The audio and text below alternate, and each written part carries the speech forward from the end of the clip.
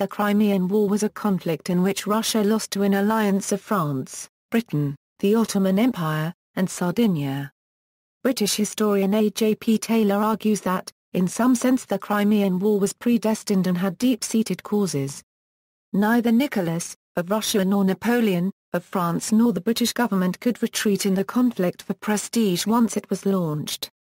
Nicholas needed a subservient Turkey for the sake of Russian security.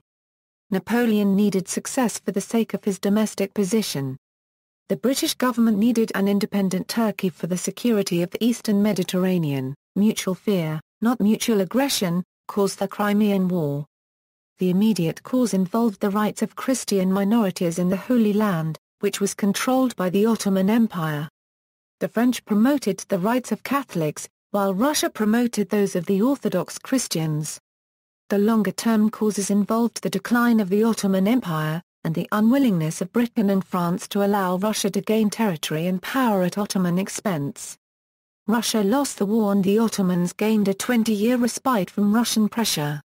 The Christians were granted a degree of official equality and the Orthodox gained control of the Christian churches in dispute. Russia and the Ottoman Empire went to war in October 1853. To stop Russia's conquest, France and Britain entered in March 1854.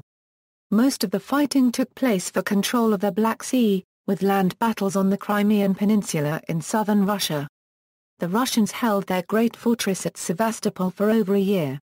After it fell, a peace was arranged in March 1856. The religion issue had already been resolved. The main results were that the Black Sea was neutral. Russia would not have any warships. And the two states of Wallachia and Moldavia became largely independent. There were smaller campaigns in eastern Anatolia, Caucasus, the Baltic Sea, the Pacific Ocean and the White Sea. In Russia, this war is also known as the Eastern War. The war had a permanent impact. Because nationalist movements incited by the war, the present-day states of Ukraine, Moldova, Bulgaria, Romania, Greece, Turkey, Azerbaijan, Armenia, Georgia, and regions such as Crimea and the Caucasus all changed in small or large ways due to this conflict. Russia was seriously humiliated, but it survived, and launched a reform program to remedy its glaring economic, social and military weaknesses. The Crimean War was one of the first modern wars because it saw the first use of major technologies, such as explosive naval shells, railways and telegraphs. The war was one of the first to be documented extensively in written reports and photographs. As the legend of the Charge of the Light Brigade demonstrates, the war is an iconic symbol of logistical, medical and tactical failures and mismanagement. The reaction in Britain was a demand for professionalization, most famously achieved by Florence Nightingale, who gained worldwide attention for pioneering modern nursing while treating the wounded. The Eastern Question. As the Ottoman Empire steadily weakened decade after decade, Russia stood poised to take advantage by moving south. In the 1850s the British, as well as the French, were determined not to allow this to happen. Russian expansionism. Russia, as a member of the Holy Alliance, had operated as the police of Europe, maintaining the balance of power that had been established in the Treaty of Vienna in 1815. Russia had assisted Austria's efforts in suppressing the Hungarian Revolution of 1848, and expected gratitude. It wanted a free hand in settling its problems with the Ottoman Empire, the sick man of Europe. Britain could not tolerate Russian dominance of Ottoman affairs as that would challenge the British role in the Eastern Mediterranean. For over 200 years, Russia had been expanding in a southerly direction toward the warm water ports of the Black Sea. Warm water ports that did not freeze over in the winter were essential for the development of Russian year-round trade and development of a strong navy. This brought the emerging Russian state into conflict with the Ukrainian Cossacks and then with the Crimean Tatars and Circassians. When Russia conquered these groups and gained possession of Ukraine, the Ottoman Empire lost its buffer zone against Russian expansion, and Russia and the Ottoman Empire fell into direct conflict. The conflict with the Ottoman Empire also presented a religious issue of importance, as Russia saw itself as the protector of Orthodox Christians, many of whom lived under Ottoman control. The immediate causes of the war. the immediate chain of events leading to France and Britain declaring war on Russia on 27 and 28 March 1854 came from the ambition of the French Emperor Napoleon III to restore the grandeur of France. He wanted Catholic support that would come his way if he attacked Eastern Orthodoxy, as sponsored by Russia. The Marquis Charles de La Valette was a zealous Catholic and a leading member of the clerical party, which demanded French protection of the Roman Catholic rights to the holy places in Palestine. Napoleon appointed La Valette in May 1851 as his ambassador to the Porte. The appointment was made with the intent to force the Ottomans to recognize France as the sovereign authority over the Christian population. Russia disputed this attempted change in authority. Pointing to two more treaties, one in 1757 and the 1774 Treaty of Kar 1/4 Apicavolt 1/4 Kacanica, the Ottomans reversed their earlier decision, renouncing the French treaty and insisting that Russia was the protector of the Orthodox Christians in the Ottoman Empire. Napoleon III responded with a show of force, sending the ship of the line Charlemagne to the Black Sea. This action was a violation of the London Straits Convention. However, the Ottomans knew that the Charlemagne sailed at a speed of 8½ knots and could defeat the technologically inferior Russian and Ottoman navies combined. Thus, France's show of force presented a real threat, and when combined with aggressive diplomacy and money, induced Sultan Abdul I I to accept a new treaty, confirming France and the Roman Catholic Church as the supreme Christian authority with control over the Roman Catholic holy places and possession of the keys to the Church of the Nativity, previously held by the Greek Orthodox Church. Tsar Nicholas I then deployed his 4th and 5th Army Corps along the river Danube and Wallachia, as a direct threat to the Ottoman lands south of the river, and had Count Karl Nesselrode, his foreign minister, undertake talks with the Ottomans. Nesselrode confided to Sir George Hamilton Seymour, the British ambassador in St. Petersburg. The dispute over the holy places had assumed a new character that the acts of injustice towards the Greek Church which it had been desired to prevent had been perpetrated and consequently that now the object must be to find a remedy for these wrongs. The success of French negotiations at Constantinople was to be ascribed solely to intrigue and violence which had been supposed to be the ultima ratio of kings, being, it had been seen, the means which the present ruler of France was in the habit of employing in the first instance. As conflict emerged over the issue of the holy places, Nicholas I and Nesselrode began a diplomatic offensive, which they hoped would prevent either Britain's or France's interfering in any conflict between Russia and the Ottomans, as well as to prevent their allying. Nicholas began courting Britain by means of conversations with the British ambassador, George Hamilton Seymour, in January and February 1853. Nicholas insisted that he no longer wished to expand Imperial Russia but that he had an obligation to the Christian communities in the Ottoman Empire. The Tsar next dispatched a highly abrasive diplomat, Prince Menshikov, on a special mission to the Ottoman Sublime Porte in February 1853. By previous treaties, the Sultan was committed to protect the Christian religion and its churches. Menshikov demanded a Russian protectorate over 12 million Albanian Lex Orthodox Christians in the empire, with control the Orthodox Church's hierarchy. A compromise was reached regarding Orthodox access to the Holy Land, but the Sultan, strongly supported by the British ambassador, rejected the more sweeping demands. The British and French sent in naval task forces to support the Ottomans, as Russia prepared to seize the principalities. First hostilities. In February 1853, the British government of Lord Aberdeen, the Prime Minister, reappointed Stratford Canning as British ambassador to the Ottoman Empire. Having resigned the ambassadorship in January, he had been replaced by Baron Strathnen. Lord Stratford then turned around and sailed back to Constantinople, arriving there on April 5, 1853. There he convinced the Sultan to reject the Russian treaty proposal, as compromising the independence of the Turks. The leader of the opposition in the British House of Commons, Benjamin Disraeli, blamed Aberdeen and Stratford's actions for making war inevitable, thus starting the process which would eventually force the Aberdeen government to resign in January 1855, over the war. Shortly after he learned of the failure of Menshikov's diplomacy toward the end of June 1853, the Tsar sent armies under the commands of Field Marshal Ivan Paskevich and General Mikhail Gorchakov across the Pruth River into the Ottoman-controlled Danubian principalities of Moldavia and Wallachia. Fewer than half of the 80,000 Russian soldiers who crossed the Pruth in 1853 survived.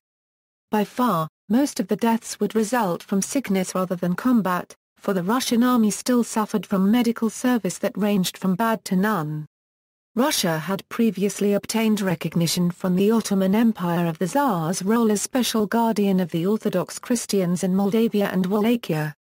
Now Russia used the Sultan's failure to resolve the issue of the protection of the Christian sites in the Holy Land as a pretext for Russian occupation of these Danubian provinces. Nicholas believed that the European powers, especially Austria, would not object strongly to the annexation of a few neighboring Ottoman provinces, especially considering that Russia had assisted Austria's efforts in suppressing the Hungarian Revolution in 1849. In July 1853, the Tsar sent his troops into the Danubian principalities. Britain, hoping to maintain the Ottoman Empire as a bulwark against the expansion of Russian power in Asia, sent a fleet to the Dardanelles, where it joined another fleet sent by France. Sultan Abbasid I formally declared war on Russia and proceeded to the attack, his armies moving on the Russian army near the Danube later that month. Russia and the Ottoman Empire massed forces on two main fronts, the Caucasus and the Danube. Ottoman leader Omar Pasha managed to achieve some victories on the Danubian front. In the Caucasus, the Ottomans were able to stand ground with the help of Chechen Muslims led by Imam Shamil. Battle of Sinop. The European powers continued to pursue diplomatic avenues. The representatives of the four neutral great powers Britain, France, Austria and Prussia met in Vienna, where they drafted a note which they hoped would be acceptable to both the Russians and the Ottomans. The peace terms arrived at by the four powers at the Vienna Conference were delivered to the Russians by the Austrian Foreign Minister Count Karl von Boll on December 5, 1853. The note met with the approval of Nicholas I. However, Abd I Khorram I rejected the proposal, feeling that the document's poor phrasing left it open to many different interpretations. Britain, France, and Austria united in proposing amendments to mollify the Sultan, but the Court of St. Petersburg ignored their suggestions. Britain and France then set aside the idea of continuing negotiations, but Austria and Prussia did not believe that the rejection of the proposed amendments justified the abandonment of the diplomatic process. The Russians sent a fleet to Sinop in northern Anatolia. In the Battle of Sinop on November 30, 1853 destroyed a patrol squadron of Ottoman frigates and corvettes while they were anchored in port. Public opinion in Britain and France was outraged and demanded war. Sinop provided Britain and France with the casus belli for declaring war against Russia. On March 28, 1854, after Russia ignored an Anglo-French ultimatum to withdraw from the Danubian principalities, Britain and France formally declared war. Peace attempts. Nicholas felt that because of Russian assistance in suppressing the Hungarian Revolution of 1848, Austria would side with him, or at the very least remain neutral. Austria, however, felt threatened by the Russian troops. When Britain and France demanded the withdrawal of Russian forces from the principalities, Austria supported them and, though it did not immediately declare war on Russia, it refused to guarantee its neutrality. Russia then withdrew its troops from the Danubian principalities, which were then occupied by Austria for the duration of the war. This removed the original grounds for war, but Britain and France continued with hostilities. Determined to address the Eastern question by putting an end to the Russian threat to the Ottoman Empire, the Allies on February 27, 1854 proposed several conditions for a peaceful resolution, including, Russia was to give up its protectorate over the Danubian principalities. It was to abandon any claim granting it the right to interfere in Ottoman affairs on behalf of Orthodox Christians. The Straits Convention of 1841 was to be revised. The Tsar refused this ultimatum and the war began. British historian A.J.P. Taylor argues that, in some sense the Crimean War was predestined and had deep-seated causes. Neither Nicholas nor Napoleon nor the British government could retreat in the conflict for prestige once it was launched. Nicholas needed a subservient Turkey for the sake of Russian security. Napoleon needed success for the sake of his domestic position. The British government needed an independent Turkey for the security of the Eastern Mediterranean. Yet none of the three had conscious plans of aggression, not even Napoleon. The British fears that Russia planned the dismemberment of Turkey were as ill-founded as Russian fears that the Western powers threatened her security in the Black Sea. Mutual fear, not mutual aggression, caused the Crimean War. Battles, Danube Campaign. The Danube Campaign opened when the Russians occupied the Danubian principalities of Moldavia and Wallachia in May 1853, bringing their forces to the north bank of the river Danube. In response, the Ottoman Empire also moved its forces up to the river. It established strongholds at Vidin in the west, and Silistra, which was located in the east, near the mouth of the Danube. The Turkish Ottoman move up the Danube River was also of concern to the Austrians, who moved forces into Transylvania in response. However, the Austrians had begun to fear the Russians more than the Turks. Indeed, like the British, the Austrians were now coming to see that an intact Ottoman Empire was necessary as a bulwark against the Russians. Accordingly, the Austrians resisted Russian diplomatic attempts to join the war on the Russian side. Austria remained neutral in the Crimean War. Following the Ottoman ultimatum in September 1853, forces under the Ottoman General Omar Pasha crossed the Danube at Vidin and captured Caliphate in October 1853. Simultaneously, in the east, the Ottomans crossed the Danube at Silistra and attacked the Russians at Olteniya. The resulting Battle of Olteniya was the first engagement following the declaration of war. The Russians counterattacked, but were beaten back. On December 31, 1853, the Ottoman forces at Caliphate moved against the Russian force at Shetatia or Setate, a small village 9 miles north of Caliphate, and engaged them on January 6, 1854. The battle began when the Russians made a move to recapture Caliphate. Most of the heavy fighting, however, took place in and around Shetatia until the Russians were driven out of the village.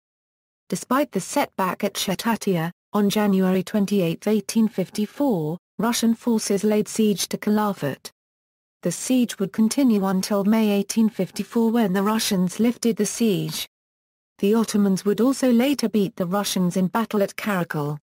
In the spring of 1854 the Russians again advanced, crossing the Danube River into the Turkish province of Dobruja.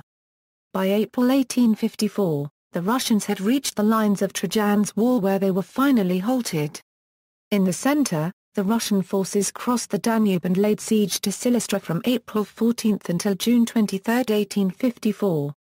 In the west, the Russians were dissuaded from attacking Vidin by the presence of the Austrian forces, which had swelled to 280,000 men. On May 28, 1854 a protocol of the Vienna Conference was signed by Austria and Russia. One of the aims of the Russian advance had been to encourage the Orthodox Christian Serbs and Bulgarians living under Ottoman rule to rebel. However, when the Russian troops actually crossed the river Pruth into Moldavia, the Orthodox Christians still showed no interest in rising up against the Turks. Adding to the worries of Nicholas I was the concern that Austria would enter the war against the Russians and attack his armies on the western flank. Indeed, after attempting to mediate a peaceful settlement between Russia and Turkey, the Austrians entered the war on the side of Turkey with an attack against the Russians in the principalities which threatened to cut off the Russian supply lines. Accordingly, the Russians were forced to raise the siege of Silistra on June 23, 1854. And begin abandoning the principalities. In June 1854 the Allied Expeditionary Force landed at Varna, but made little advance from their base there. In July 1854, the Turks under Omar Pasha crossed the Danube into Wallachia and on July 7, 1854, engaged the Russians in the city of Giurgiu and conquered it. The capture of Giurgiu by the Turks immediately threatened Bucharest in Wallachia with capture by the same Turk army. On July 26, 1854, Tsar Nicholas I ordered the withdrawal of Russian troops from the principalities. Also in late July 1854, following up on the Russian retreat, the French staged an expedition against the Russian forces still in Dobruja, but this was a failure. By then the Russian withdrawal was complete, except for the fortress towns of northern Dobruja, while their place in the principalities was taken by the Austrians, as a neutral peacekeeping force. There was little further action on this front after the autumn of 1854, and in September the Allied force boarded ships at Varna to invade the Crimean Peninsula. Black Sea Theatre. The naval operations of the Crimean War commenced with the dispatch, in summer of 1853, of the French and British fleets to the Black Sea region, to support the Ottomans and to dissuade the Russians from encroachment. By June 1853 both fleets were stationed at Besicas Bay, outside the Dardanelles. With the Russian occupation of the Danube principalities in October they moved to the Bosphorus and in November entered the Black Sea. During this period the Russian Black Sea Fleet was operating against Ottoman coastal traffic between Constantinople and the Caucasus ports, while the Ottoman fleet sought to protect this supply line. The clash came on November 30, 1853, when a Russian fleet attacked an Ottoman force in the harbour at Sinop, and destroyed it. There was little additional naval action until March 1854, when on the declaration of war the British frigate Furious was fired on outside Odessa harbour. In response the British fleet bombarded the port, causing much damage to the town. To show support for Turkey after the Battle of Sinop, on December 22, 1853 the British-French ships squadron entered Black Sea and HMS Retribution steamship approached port of Sevastopol, the commander of which received an ultimatum not to allow any ships in the Black Sea. In June the fleets transported the Allied expeditionary forces to Varna, in support of the Ottoman operations on the Danube. In September they again transported the armies, this time to the Crimea. The Russian fleet during this time declined to engage the Allies, preferring to maintain a fleet in being. This strategy failed when Sevastopol, the main port and where most of the Black Sea Fleet was based, came under siege. The Russians were reduced to scuttling their warships as block ships, after stripping them of their guns and men to reinforce batteries on shore. During the siege, the Russians lost 4 110 or 120-gun, 3-decker ships of the line, 12 84-gun 2-deckers and 4 60-gun frigates in the Black Sea, plus a large number of smaller vessels. During the rest of the campaign the Allied fleets remained in control of the Black Sea, ensuring the various fronts were kept supplied. In April 1855 they supported an invasion of Kerch and operated against Taganrog in the Sea of Azov. In September they moved against Russian installations in the Dnieper estuary, attacking Kinburn in the first use of ironclad ships and naval warfare. Crimean Campaign.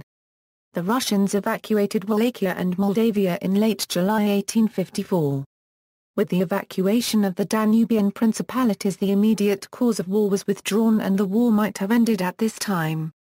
However, war fever among the public in both Britain and France had been whipped up by the press in both countries to the degree that politicians found it untenable to propose ending the war at this point. Indeed the Peelite government of George Hamilton Gordon, 4th Earl of Aberdeen, fell on January 30, 1855 on a no-confidence vote because Aberdeen was reluctant to sign on to a plan of extending the war. Accordingly, Allied troops sailed from Varna, on the coast of the Turkish province of Bulgaria, to land in the Crimea, with the intent of besieging the city of Sevastopol, home of the Tsar's Black Sea Fleet. In the eyes of the British and the French, the Russian fleet was a threat to the Mediterranean. The British and the French both wished to keep the Russians an effectively landlocked power for as long as possible.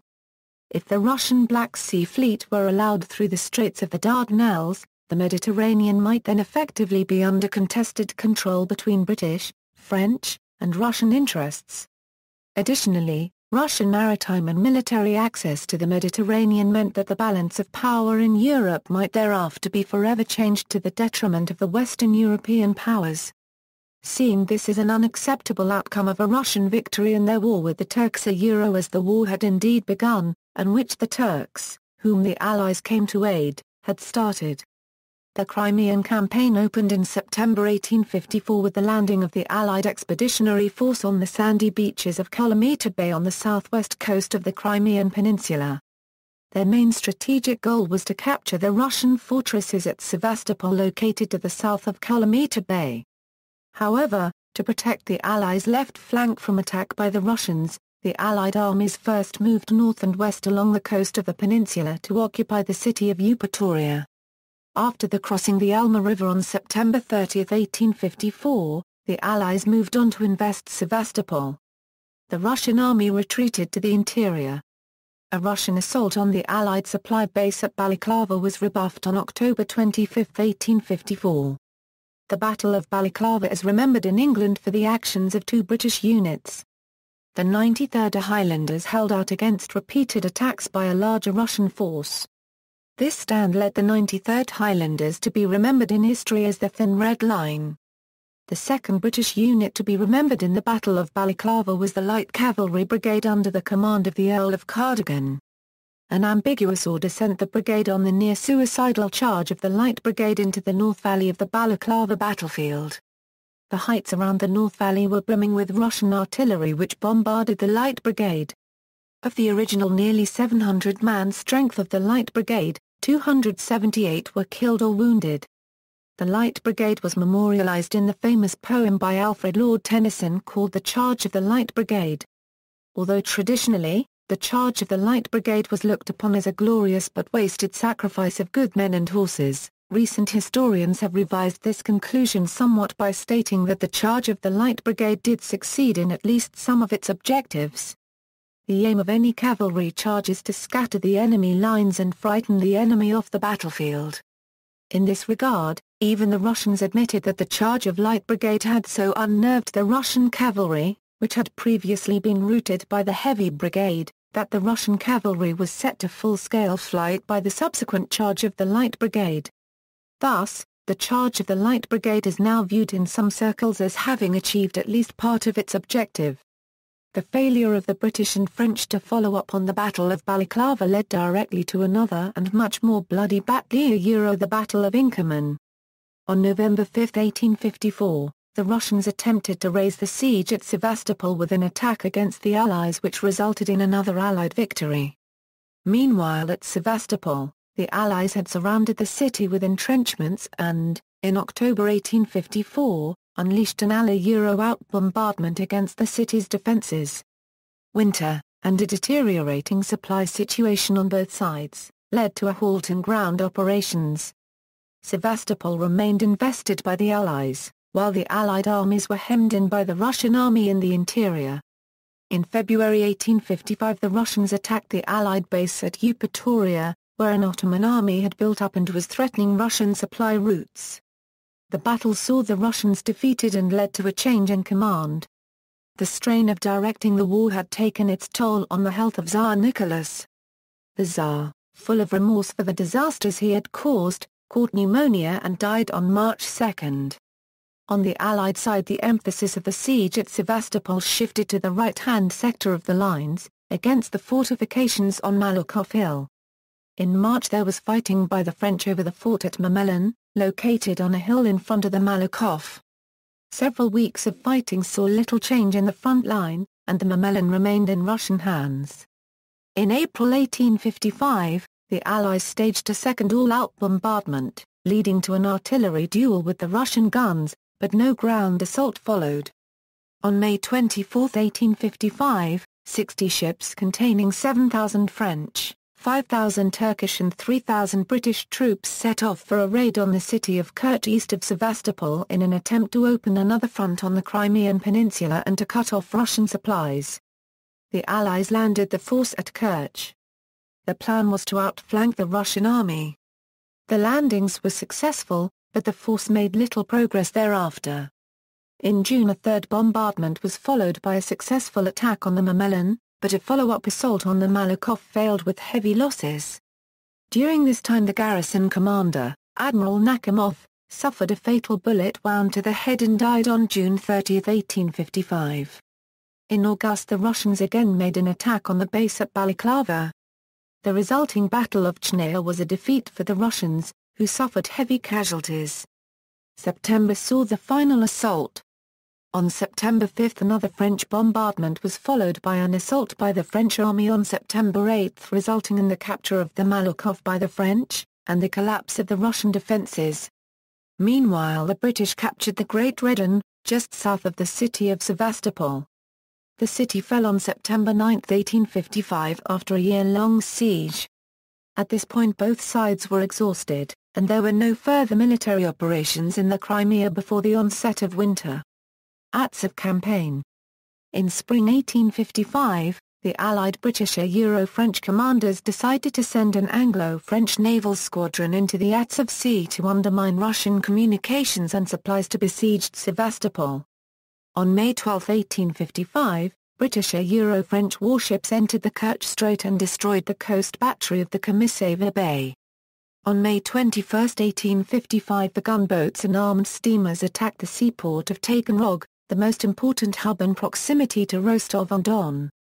The vast amounts of food, especially bread, wheat, barley, and rye that were amassed in the city after the outbreak of war were prevented from being exported. The governor of Taganrog, Yegor Tolstoy, and Lieutenant General Ivan Krasnov refused the ultimatum, responding that Russians never surrender their cities. The British and Euro-French squadron bombarded Taganrog for 6.5 hours and landed 300 troops near the old stairway in downtown Taganrog, but they were thrown back by Don Cossacks and a volunteer corps. In July 1855 the Allied squadron tried to go past Taganrog to Rostov-on-Don, entering the Don River through the Mias River. On July 12, 1855 HMS Jasper grounded near Taganrog thanks to a fisherman who repositioned the buoys into shallow waters. The Cossacks captured the gunboat with all of its guns and blew it up. The third siege attempt was made August 31, 1855, but the city was already fortified and the squadron could not approach close enough for landing operations. The Allied fleet left the Gulf of Taganrog on September 2, 1855, with minor military operations along the Azov Sea coast continuing until late autumn 1855. Caucuses Theatre. The Caucasus was already a scene of confrontation for the Russians and the Ottomans, as both had sought to extend their influence in the region. Russian expansion into the region had been resisted by local peoples in Chechnya, Jestan, and Circassia. In the region the Russians were opposed by Circassians and Maridists of the Caucasian Imamate, but were grudgingly supported by Georgians and Kakhetians, who valued their independence, but were at odds with their neighbors. In 1853 the leader of the mountain peoples, Imam Shamal, staged an insurrection against the occupying Russian forces. His forces fought the Russians at Zakatala and Mzeldurg, but were beaten back by the Russian forces. In 1854 he tried again, advancing on Tiflis before being defeated at Shulda. In summer of 1853 the Ottoman forces held strongholds at Kars, Batum, and Erzurum, with lesser forts at Ardahan and Bayazid. The Ottoman forces planned an invasion of Georgia but after some initial success were unable to maintain this and were forced to retreat. Russian forces in the region were spread thinly, due to the demands of holding down the region against insurrection, but during 1853 were reinforced. In September 1853 there were a number of clashes between Russian and Ottoman forces. Additionally, there were later battles at Fort St. Nicholas in October 1853 and twice at Alexandropol in October 1853 and again in December 1853. On November 26, 1853, the Russians beat the Ottoman armed forces at the Battle of Okhotsk. On December 1 General Bibutov led 10,000 soldiers and 32 guns to win a victory over a 36,000-man Ottoman army under Ahmed Pasha at the Battle of Bashkirikala. In the spring of 1854 the Russians planned an invasion of Ottoman territory. On June 16 Prince Andronikov with 10,000 soldiers and 18 guns achieved a victory over a 34,000-man Ottoman army at the Kolik River. On July 31 Russian forces seized Bayazid. On August 5 General Bibutov with 18,000 men and 64 guns had successfully waged the Battle of Kurekda, 11 miles from Kars. Following these encounters there was little further action that year. In 1855 both sides returned to the offensive. After initial maneuverings the Russians staged 2 assaults on Kars, beginning from June 16 and then on September 29, which were beaten back with huge losses. However they settled down to a siege on June 18, which had become almost total from the middle of August. The siege had been successful and Kars surrendered on November 28, 1855. Commander of its garrison Mehmed Vasif Pasha had yielded the fortress keys, 12 Ottoman banners and 18,500 soldiers as captives. As a result of this operation, the Russian army assumed control not merely over the forts and city, but also over the whole area including Ardahan, Kağızman, Oltu and part of Basin district. Meanwhile, the Ottoman army at Batum invaded Georgia, but after an inconclusive clash at the Inga River the offensive collapsed and they retreated to Batum. In 1856 the Russians had plans to advance on Erzurum, but the Peace of Paris in March 1856 put an end to further operations. Baltic Theater. The Baltic was a forgotten theater of the Crimean War. The popularization of events elsewhere had overshadowed the significance of this theater, which was close to St. Petersburg, the Russian capital. In April 1854 an Anglo-French fleet was sent into the Baltic to attack the Russian seaport of Kronstadt and the Russian fleet stationed there. In August 1854 the combined British and French fleet returned to Kronstadt for another attempt. The outnumbered Russian Baltic fleet confined its movements to the areas around its fortifications. At the same time, British and French commanders Sir Charles Napier and Alexander Ferdinand Parsifal-Deschines although they led the largest fleet assembled since the Napoleonic Wars considered the Sveaborg fortress too well defended to engage. Thus, shelling of the Russian batteries was limited to 2 attempts in the summers of 1854 and 1855, and initially, the attacking fleets limited their actions to blockading the Russian trade in the Gulf of Finland. Naval attacks on other ports, such as the ones at Hoogland, were more successful. Additionally, they conducted raids on less fortified sections of the Finnish coast. Russia was dependent on imports for both the domestic economy and a supply of her military forces. The blockade forced Russia to rely on more expensive overland shipments from Prussia. The blockade seriously undermined the Russian exports economy, and helped shorten the war. The burning of tar warehouses and ships led to international criticism and, in London MP Thomas Gibson demanded in the House of Commons that the First Lord of the Admiralty explain a system which carried on a great war by plundering and destroying the property of defenceless villagers. In 1855 the Western Allied Baltic Fleet tried to destroy heavily defended Russian dockyards at Sveaborg outside Helsinki. More than 1,000 enemy guns tested the strength of the fortress for 2 days. Despite the shelling, the sailors of the 120-gun ship Rossiya, led by Captain Viktor Poplawski, defended the entrance to the harbour. The Allies fired over 20,000 shells but were unable to defeat the Russian batteries. A massive new fleet of more than 350 gunboats and mortar vessels was prepared, but before the attack was launched, the war ended. Part of the Russian resistance was credited to the deployment of newly created blockade mines. Perhaps the most influential contributor to the development of naval mining was inventor and civil engineer Emanuel Nobel, the father of Alfred Nobel. Emanuel helped the war effort for Russia by applying his knowledge of industrial explosives such as nitroglycerin and gunpowder. Modern naval mining is said to date from the Crimean War. Torpedo mines, if I may use this name given by Fulton to self-acting mines underwater, were among the novelties attempted by the Russians in their defenses about Kronstadt and Sevastopol, as one American officer put it in 1860. White Sea Theatre. In autumn 1854 a squadron of 3 British warships led by HMS Miranda left the Baltic for the White Sea, where they shelled Kola and the Selevki. Their attempt to storm Arkhangelsk proved unsuccessful. Pacific Theatre. Minor naval skirmishes also occurred in the Far East, where at Petropavlovsk on the Kamchatka Peninsula a strong British and French Allied squadron including HMS Peak under Rear Admiral David Price and a French force under Counter-Admiral Auguste Thibaut Despointes besieged a smaller Russian force under Rear Admiral Yevgeny Pudzyatin. In September 1854 an Allied landing force was beaten back with heavy casualties, and the Allies withdrew.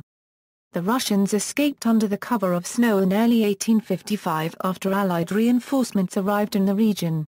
The Anglo-French forces in the Far East also made several small landings on Sakhalin and Arup, one of the Kuril Islands. Italian involvement. Camillo di Cava, under orders by Victor Emanuele II of Piedmont Sardinia sent an expeditionary corps of 15,000 soldiers, commanded by General Alfonso La Marmora, to side with French and British forces during the war. This was an attempt at gaining the favor of the French, especially when the issue of uniting Italy would become an important matter.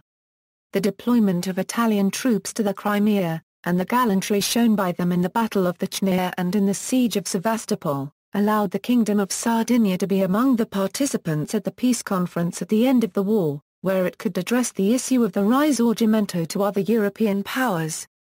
Greece. Greece played a peripheral role in the war. When Russia attacked the Ottoman Empire in 1853, Greek leaders saw an opportunity to expand north and south into Ottoman areas that had a Christian majority. However, Greece did not coordinate its plans with Russia, did not declare war, and received no outside military or financial support. The French and British seized its major port and effectively neutralized the Greek army. Greek efforts to cause insurrections were failures that were easily crushed by the Ottoman army. Greece was not invited to the peace conference and made no gains out of the war. The frustrated Greek leadership blamed the king for failing to take advantage of the situation. His popularity plunged and he was later forced to abdicate. When the Crimean War broke out, King Otto of Greece saw an opportunity to gain Ottoman-controlled territory which had large Greek elements. Greece, an Orthodox nation, had considerable support in Russia, but the Russian government decided it was too dangerous to help Greece expand its holdings. When the Russians invaded the principalities, the Ottoman forces were tied down, so Greece invaded Thessaly and Epirus. To block further Greek moves, the British and French occupied the main Greek port at Piraeus from April 1854 to February 1857. The Greeks, gambling on a Russian victory, incited the large-scale Epirus revolt of 1854 as well as uprisings in Crete. The revolts failed and Greece made no gains in the war. Kiev Cossack Revolt and National Awakening in Ukraine. A Kiev Cossack revolt that initially started in the Vasilkiv county of Kiev Governorate in February of 1855 spread across the whole Kiev and Chernigov governorates. Led by peasants, the revolt found great support among the Ukrainian landowners who opposed the war. The events were contemporary with the popular movement of Shopomania that laid foundations of the Ukrainian national awakening and creation of the Kiev Armada. And of the war. Dissatisfaction with the conduct of the war was growing with the public in Britain and in other countries, aggravated by reports of fiascos, especially the humiliating defeat to the charge of the Light Brigade at the Battle of Balaclava. In Parliament, Tories demanded an accounting of all soldiers, cavalry and sailors sent to the Crimea and accurate figures as to the number of casualties that had been sustained by all British armed forces in the Crimea. They were especially concerned with the Battle of Balaclava. When Parliament passed a bill to investigate by the vote of 305 to 148, Aberdeen said he had lost a vote of no confidence and resigned as Prime Minister on January 30, 1855. The veteran former Foreign Secretary Lord Palmerston formed a Whig government with backing from the Irish MPs. Peace negotiations at the Congress of Paris resulted in the signing of the Treaty of Paris on March 30, 1856. In compliance with Art. 3. Russia restored to the Ottoman Empire the city and citadel of Kars in common with all other parts of the Ottoman territory of which the Russian troops were in possession. By Art.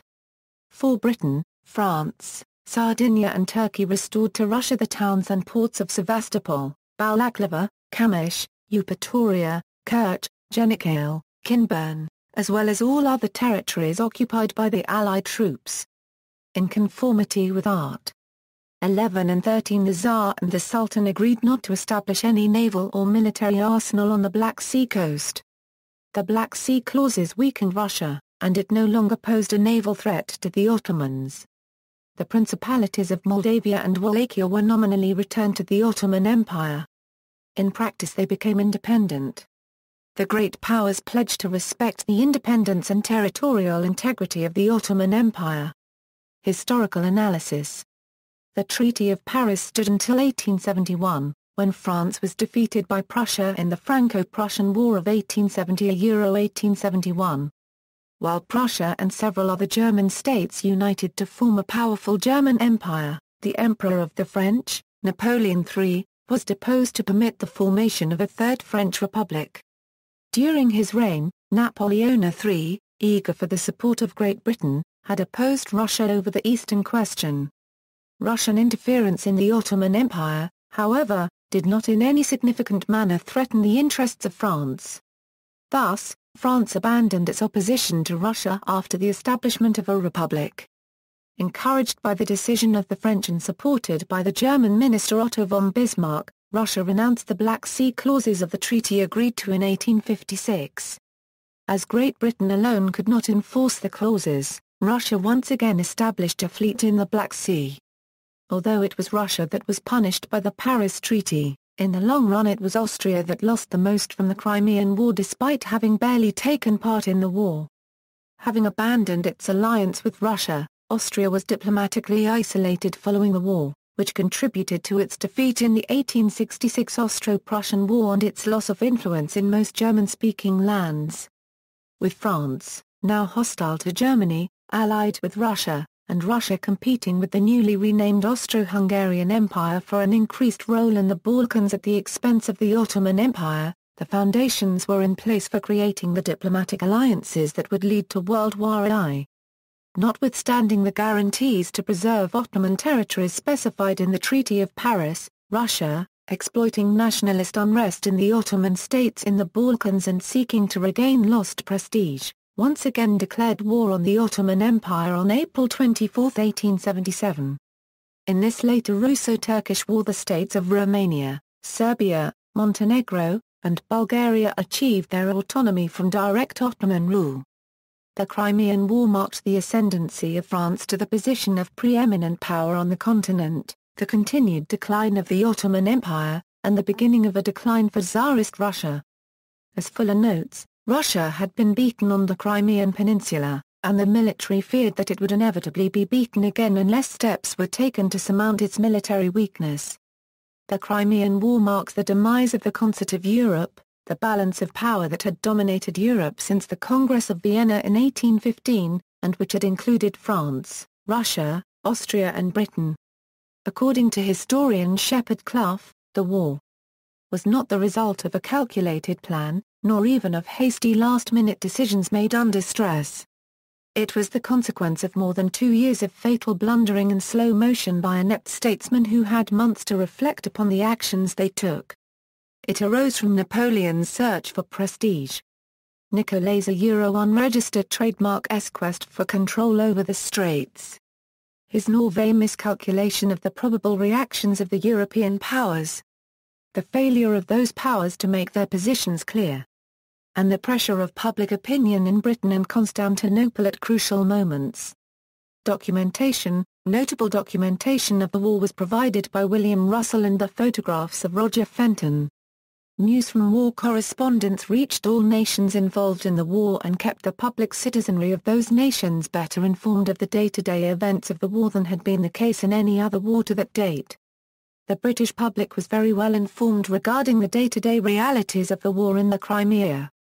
After the French extended the telegraph to the coast of the Black Sea during the winter of 1854, the news reached London in 2 days. When the British laid an underwater cable to the Crimean Peninsula in April 1855, news reached London in a few hours.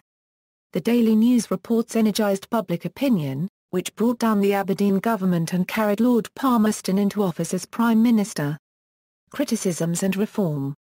As the memory of the charge of the Light Brigade demonstrates, the war became an iconic symbol of logistical, medical and tactical failures and mismanagement. Public opinion in Britain was outraged at the logistical and command failures of the war. The newspapers demanded drastic reforms, and parliamentary investigations demonstrated the multiple failures of the army.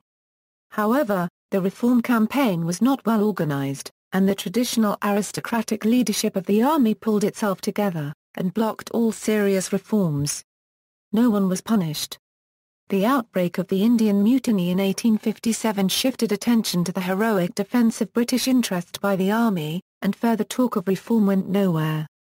The demand for professionalization was, however, achieved by Florence Nightingale, who gained worldwide attention for pioneering and publicizing modern nursing while treating the wounded. The Crimean War also saw the first tactical use of railways and other modern inventions such as the electric telegraph, with the first live war reporting to the Times by William Howard Russell. Some credit Russell with prompting the resignation of the sitting British government through his reporting of the lackluster condition of British forces deployed in Crimea. Additionally, the Telegraph reduced the independence of British overseas possessions from their commanders in London due to such rapid communications. Newspaper readership informed public opinion in the United Kingdom and France as never before. It was the first European war to be photographed. The war also employed modern military tactics, such as trenches and blind artillery fire. The use of the Minier copyright ball for shot, coupled with the rifling of barrels, greatly increased Allied rifle range and damage. The British Army system of sale of commissions came under great scrutiny during the war, especially in connection with the Battle of Balaclava, which saw the ill-fated charge of the Light Brigade. This scrutiny eventually led to the abolition of the sale of commissions. The Crimean War was a contributing factor in the Russian abolition of serfdom in 1861. Tsar Alexander II saw the military defeat of the Russian serf army by free troops from Britain and France as proof of the need for emancipation. The Crimean War also led to the eventual realization by the Russian government of its technological inferiority, in military practices as well as weapons. Meanwhile, Russian military medicine saw dramatic progress. Enoi Pirogov, known as the father of Russian field surgery, developed the use of anesthetics, plaster casts, enhanced amputation methods, and five-stage triage in Crimea, among other things. The war also led to the establishment of the Victoria Cross in 1856, the British Army's first universal award for valour. Chronology of major battles of the war: Battle of Sinop, November 30, 1853, Siege of Petropavlovsk, August 31, 1854, on the Pacific coast, Battle of Alma, September 20, 1854, Siege of Sevastopol, September 25, 1854 to September 8, 1855, Battle of Balaclava, October 25, 1854, Battle of Inkerman, November 5, 1854, Battle of Eupatoria, February 17, 1855, Battle of Chnaya River, August 25, 1855, Sea of Azov Naval Campaign, May to November 1855. Siege of Kars, June to November 28, 1855. Prominent military commanders, Russian commanders, Prince Mikhail Dmitrievich Gorchakov, Count and Namestnik Ivan Fyodorovich Paskevich, Admiral Pavel Stepanovich Nakhimov, General Eduard Ivanovich Totleben, Prince Alexander Sergeyevich Menshikov. French commanders, Marshal Jacques Leroy de Saint-Arnaud, Marshal Frena Section War Certain Robert, Marshal Aimable Parr Copyright Lycia. British commanders, James Brudenell, 7th Earl of Cardigan, Fitzroy Somerset, 1st Baron Raglan, Sir Thomas James Harper, Sir Edmund Lyon, George Charles Bingham, 3rd Earl of Lucan. Ottoman commanders, General Abdurrahman Al-Krim Nadir Pasha, General Omar Pasha. Kingdom of Sardinia Commander, General Alfonso Ferrero La Marmora. Last veterans: Yves Prigent. French sailor Charles Nathan. Last French soldier, also saw action in Italy, Syria, Mexico and the Franco-Prussian War. Edwin Hughes. Last survivor of the charge of the Light Brigade. Colonel Rooks Evelyn Bell Crompton. Repeatedly claimed that he was a cadet on HMS Dragon during the Siege of Sevastopol, earning 2 campaign medals before his 12th birthday. There is no record of his having enrolled in the Navy. At the time of his visits to the Crimea, nobody was entitled to the award of the British Crimea Medal. Luigi Palma di Cesnola. An Italian soldier who served with the British Army in the Crimean War as the aide-de-camp to General Enrico Fedella. Also served in the American Civil War, on the Union side. Timothy the Tortoise. The naval mascot of HMS Queen. In popular culture, the charge of the Light Brigade by Alfred, Lord Tennyson depicted a brave but disastrous cavalry charge during the Battle of Balaclava. Leo Tolstoy wrote a few short sketches on the Siege of Sevastopol, collected in the Sebastopol Sketches. The stories detail the lives of the Russian soldiers and citizens in Sevastopol during the siege. Because of this work, Tolstoy has been called the world's first war correspondent. Jack Archer, A Tale of the Crimea by G. A. Henty, 1883, a historical novel, details the adventures of two British midshipmen in the Crimean War. The events of the Crimean War are depicted in the 1973 novel Flashman at the Charge, in which the eponymous anti-hero participates in the battles of Sevastopol and Balaclava. Franz Rubaud. Panorama Siege of Sevastopol, Charge of the Light Brigade, a Euro 1936 film starring Errol Flynn, The Charge of the Light Brigade, a Euro 1968 film starring John Gielgud and Trevor Howard. The Air Affair by Jasper Fforde is an alternative history novel where the Crimean War has been raging for over 130 years and is still ongoing, albeit at a stalemate at the time of the novel. The Trooper, song by Iron Maiden included in their 1983 album Peace of Mind, inspired by Lord Tennyson poem, describes the charge from the point of view of a British soldier. The 2006 song by Kasabian called Empire is an anti-war song with a video set during the Crimean War. The Great Train Robbery by Michael Crichton was set on the English home front during the Crimean War. The plot revolved around stealing gold intended for the British troops from a moving railway train. It was later made into the first Great Train Robbery, starring Sean Connery. The novel was based on the Great Gold Robbery of 1855. See also: British Crimea Medal and Turkish Crimea Medal, Crimean War Research Society, Grand Crimean Central Railway, Fort Queenscliff, History of the Balkans, International Relations, Internationalization of the Danube River, List of Crimean War Victoria Cross recipients, List of British recipients of the La Copyright Guin d'Honneur for the Crimean War, Peace Concluded, The Great Game, Notes. References: Badham, Camden. The Ottoman Crimean War 432 pp. ISBN 9-004-18205-5 Bridge and Bullen, The Great Powers and the European States System 1814 a Euro 1914 2005, Baumgart, Winfried. The Crimean War, 1853 a Euro 1856 Arnold Publishers ISBN 0-340-61465 X, Cox, Michael, and John Lenton. Crimean War Basics, Organization and Uniforms, Russia and Turkey, Curtis, John Shelton. Russia's Crimean War ISBN 0-822-30374-4, Figs, Orlando, Crimea, The Last Crusade. Alan Lane. ISBN 978-0-7139-9704-0. The Standard Scholarly Study. American edition published as The Crimean War, A History Excerpt and Text Search, Gorozontov, Leonid E. The Crimean War as a Test of Russia's Imperial Durability, Russian Studies in History 51 No. 1 pages 65 a Euro 94. Lambert, Andrew.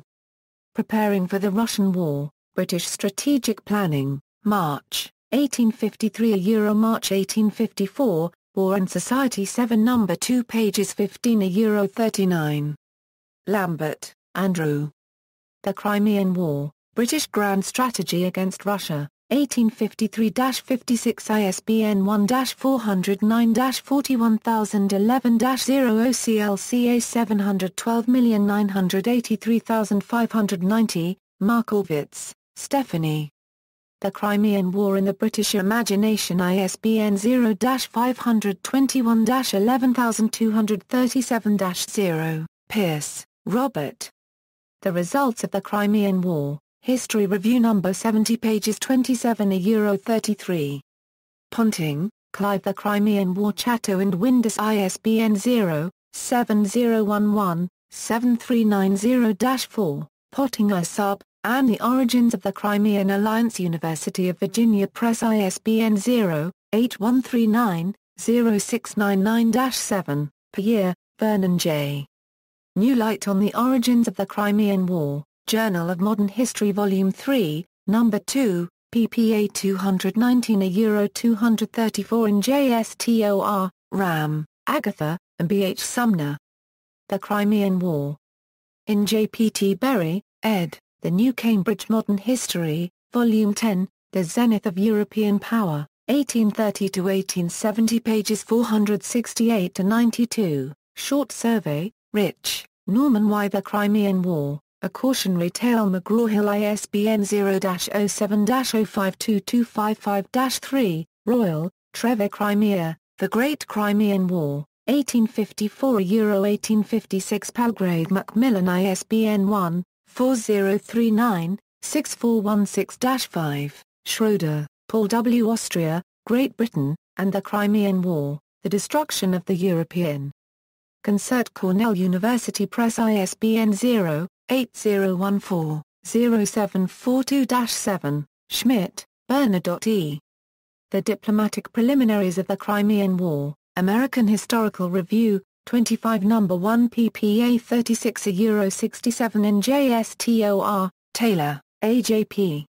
The Struggle for Mastery in Europe, 1848–1918, Wetzel, David. The Crimean War, A Diplomatic History Columbia University Press ISBN 0-8033-086-4, Zherenchkovsky, Andrei, 1908–1913. TH 3/4 NNTH 3/4 NTH 1/2 TH degree NTH squared TH 3/4 TH to the first TH 1/2 TH degree 1853 1856, Eastern War 1853 1856, TH micron TH micron THN Euro TH 3/4 NTH squared TH 3/4 NNTH 3/4 NTH 1/2 THN.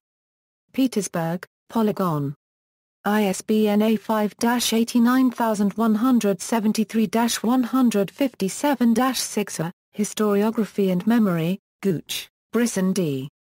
A Century of Historiography on the Origins of the Crimean War, American Historical Review Volume 62, No. 1, ppA 33 €58 and JSTOR, Kozlowski, Mara. The Crimean War, 1853 €56, Critica 13 No. 4 online, Markowitz, Stephanie. The Crimean War in the British Imagination 287 pp ISBN 0-521-11237-0, Russell, William Howard, The Crimean War, As Seen by Those Who Reported It ISBN 978-0-8071-3445-0, Contemporary Sources, John Miller ed. I. A Review of the Crimean War to the Winter of 1854 €5. Hurst and Blackett, Alexander William Kinglake. The Invasion of the Crimea, a Vol 1 a Vol 2 a Vol 3 a Vol 4 a Vol 5 a Vol 6 a Vol 7 a Vol 8 a Vol 9, William Howard Russell. The War, From the Landing at Gallipoli to the Death of Lord Raglan. George Routledge and Company, William Howard Russell. The War, From the Death of Lord Raglan to the Evacuation of the Crimea. George Routledge and Company, William Howard Russell. The British Expedition to the Crimea. G. Routledge and Sons, Adolphus Slade. Turkey and the Crimean War, A Narrative of Historical Events. Smith, Elder and Company, External Links, Articles about the Crimean War, A Small Peace Celebration, May 29, 1856, Crimean War Research Society. Immediate Causes of the War detailed in context. Loading and firing British muskets in the Crimean War 1854 1856, Punch Sketches on Crimean War, The Army Service of Hastings McAllister, Anne S. K. Brown Military Collection, Brown University Library Prints, Drawings, and Watercolors, Commander W. Gordon, R. N. Balaclava and the Sevastopol Inquiry, 1855, The Baltic Campaign of the Crimean War, The Charge of the Light Brigade, The Tunisian Army in the Crimean War, A Military Mystery by Dr. Andrew McGregor. The Crimean War,